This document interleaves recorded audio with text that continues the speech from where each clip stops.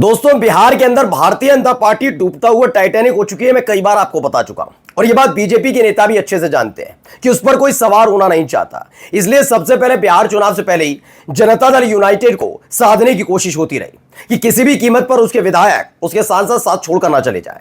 बिहार सरकार से ज्यादा मोदी सरकार को अपनी चिंता सता रही है, कहीं ऐसा ना हो कि अल्पमत में आ जाए और मोदी जी प्रधानमंत्री से पूर्व प्रधानमंत्री हो जाए। लेकिन इन सब के बीच इस टाइटैनिक से कूदने का ऐलान एक बड़े साथी ने कर दिया, नाम चिराग पासवान। उन्होंने इस बार जो बोला है वो यकीन मानकर चलिए एनडीए के किसी भी सहयोगी में बोलने की हिम्मत नहीं है। लेकिन जैसे ही बोला उसके 24 घंटे के भीतर ही वही हुआ जो पहले भी चिराग पासवान के साथ हो चुका है। जी हां, चिराग पासवान की पार्टी टूट गई और बड़ा बुरी तरह से टूट गई। मैं लगातार बता रहा हूं, बीजेपी की एक नीति रीति है, विपक्षियों को छोड़ दीजिए, अपने साथियों को लेकर भी वो अपने साथियों से बस चाहती है कि मोदी जी सही करें या गलत, फैसला सही हो या गलत, कुछ बोले सही या गलत, साथ दीजिए। साथ नहीं देंगे तो उसे बगावत मानी जाएगी। लेकिन हम अचानक से कार्रवाई नहीं करेंगे, पहले आपको मनाएंगे। नहीं माने तो फिर समझ लीजिए स्ट्राइक होगी, यानी ऐसी स्ट्राइक जिससे आपकी पार्टी नहीं बचेगी। और यही हुआ। आज मैं आपको दिखाने जा रहा हूं कि चिराग पासवान का एक ऐसा बयान जिस बयान ने भूचाल लाए और 24 घंटे के भीतर चिराग पासवान की पार्टी टूट गई। अब तो आपको समझ में आ जाएगा कि कैसे उस वक्त भी रामविलास पासवान की पार्टी को चिराग पासवान से छीनकर पशुपति पारस तक पहुंचाने का काम किसने किया। नमस्कार, मैं हूं प्रज्वल गौतम और आप देख रहे हैं न्यूज सर्किल। सबसे पहले देखिए इस खबर को। इस खबर में लिखा है, मुझे दुख है कि मैं ऐसी सरकार का समर्थन कर रहा हूं।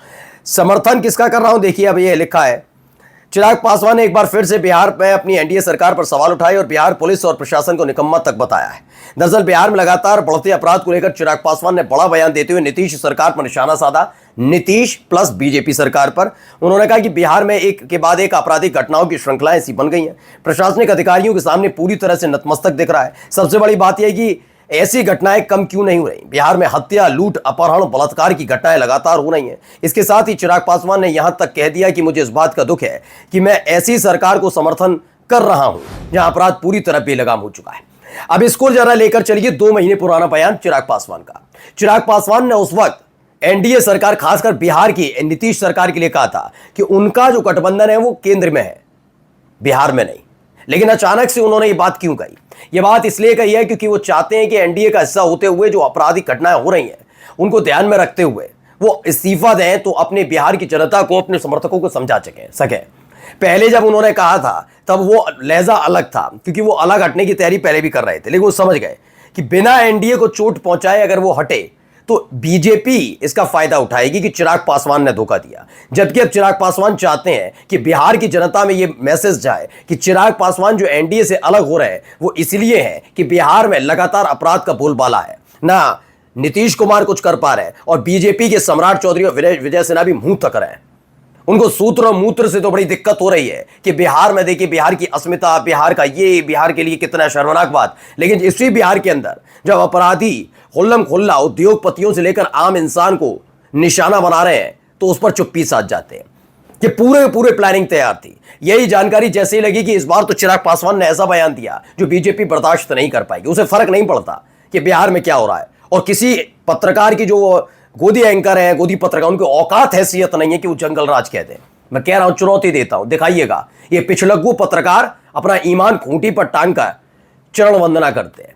ये जंगल राज नहीं कह पाएंगे, ये नहीं बताएंगे कॉन्ट्रैक्ट किलिंग कैसे हो रही है, कितने लोग मारे जा रहे हैं, कितने पटना में ताबड़तोड़ घटनाएं हो रही हैं। इनकी औकात हैसियत नहीं है।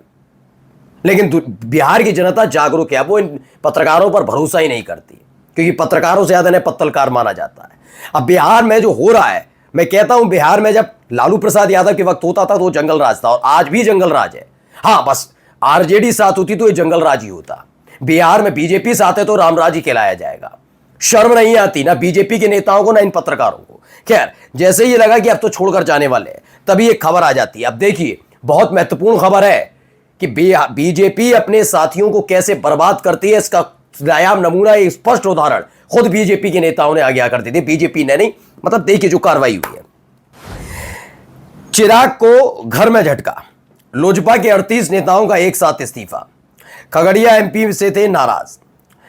अब क्या है खेल, अब समझिए। लोक जनशक्ति पार्टी के राष्ट्रीय अध्यक्ष चिराग पासवान को उनके घर खगड़िया में बड़ा झटका लगा। पार्टी के 38 नेताओं ने एक साथ इस्तीफा दे दिया, जिनमें प्रदेश महासचिव रतन पासवान भी शामिल है। खगड़िया सांसद राजेश वर्मा की कार्यशैली नाराजगी की वजह बताई जा रही है। चिराग के पिता रामविलास पासवान ने यही पार्टी की नींव डाली थी। जिलाध्यक्ष का मनोनयन मामले की ताजा वजह बताया जा रहा। अब आप जरा सोचिए, दोनों को कोऑर्डिनेट करिए। एक खबर यह है कि चिराग पासवान बयान देते हैं और उसके 24 घंटे भी नहीं बीतते तभी खबर आती है कि खगड़िया, जहां से रामविलास पासवान की पार्टी यानी लोक जनशक्ति पार्टी की शुरुआत हुई थी, वहीं पर पार्टी में 38 नेता, बड़े नेता इस्तीफा दे देते हैं। ये टाइमिंग का सवाल समझिए। मैं आपको बार बार बता रहा हूं। एक और खबर आई थी जब चिराग पासवान लगातार सुप्रीम कोर्ट का जो फैसला था SC/ST कोटे में कोटा वाला और महागठबंधन का था जातीय जनगणना वाला, बहुत सारी चीजें थी, उसको लेकर जब सवाल उठा रहे थे तो उनके एक दोस्त के यहाँ जांच एजेंसियों का छापा पड़ता है। ये सब ऐसा नहीं है, टाइमिंग है, समझ आने वाली कोशिश है कि समझ लो, समझ लो, समझ लो, समझ लो, यही काम करते रहे। मैंने कहा ना, इस देश के बिके हुए ईमान वाले पत्रकारों ने हमेशा यह बताया कि चिराग पासवान नीतीश कुमार से नाराज है। तब भी मैं कहता था क्यों नाराज होंगे। एक विधायक, उनकी पार्टी का सिंगल विधायक, वो छूट कर चला गया जनता दल यूनाइटेड में, यह बड़ी वजह है, या उनके पिता की पार्टी पूरी की पूरी छीन ली गई, यह बड़ी वजह है। और नीतीश कुमार ने नहीं छिनवाई। ये सब जानते हैं मोदी शाह की कारिस्तानी थी। मैं बार बार ये समझा चुका हूं कि मोदी शाह की कारिस्तानी थी। वो चाहते शिवसेना और जो एनसीपी है महाराष्ट्र की, उसकी तरह चिराग पासवान के पास वो पार्टी रह सकती थी। लेकिन चिराग पासवान आने वाले वक्त में राजनीतिक तौर पर मोदी शाह के लिए चुनौती बन जाते बिहार में। इसलिए नहीं, उन्होंने कहा ये उभरते हुए सितारे को तुरंत बुझा दो। लेकिन हुआ उल्टा, वो और तेजी से उठे, उन्होंने अपनी पार्टी बनाई ऐसी बनाई कि बीजेपी की हिम्मत और हैसियत नहीं है कि बिहार में 100% दिखा दे। 100% स्ट्राइक रेट है चिराग पासवान का। और वहीं नहीं, जहां जहां सीट दी, झारखंड चले जाइए, वहां पर भी 100% स्ट्राइक रेट। इससे बौखलाए हुए थे, पहले से जानते थे चिराग पासवान को जनता पसंद करती है, इसीलिए पार्टी खत्म की। अच्छा, पार्टी वाली बात नहीं मानेंगे, मैं तो कह रहा हूं आपकी पूर्ण बहुमत थी।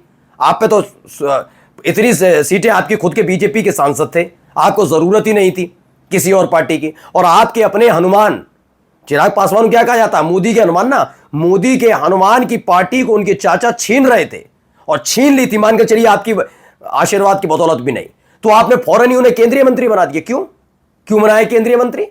आप राज्यसभा भेज सकते थे, चिराग पासवान को भी बना सकते थे, कोई बात नहीं, तुम बनो हमारे साथ, तुम हमारे भगवान हनुमान हो। लेकिन नहीं, इन्होंने खत्म ही इन लोगों ने कराई थी पार्टी। अब देखिए, एक साथ जैसे ही एक तरफ वो बोलते हैं कि मैं एक ऐसी सरकार का समर्थन कर रहा हूं जहां अपराध बेलगाम है, उसके 24 घंटे नहीं बीतते उनके 38 नेता एक साथ झटका दे देते हैं। अब आप समझिए किस स्तर पर। और यही एक वजह और है कि चिराग पासवान का गुस्सा और चरम पर जा रहा है। चिराग पासवान ये देख रहे हैं, महसूस कर रहे हैं कैसे उनकी पार्टी को तोड़ा जा रहा है। फिर से वही दोहराया जा रहा है जो रामविलास पासवान के निधन के वक्त जब पूरा परिवार शोक में था, तो ये लोग बैठकर गुजरात वाली जोड़ी पॉलिटिक्स खेल रही थी। लेकिन इस बार इन्हें भुगतना होगा, यह मानकर चलिए। नमस्कार।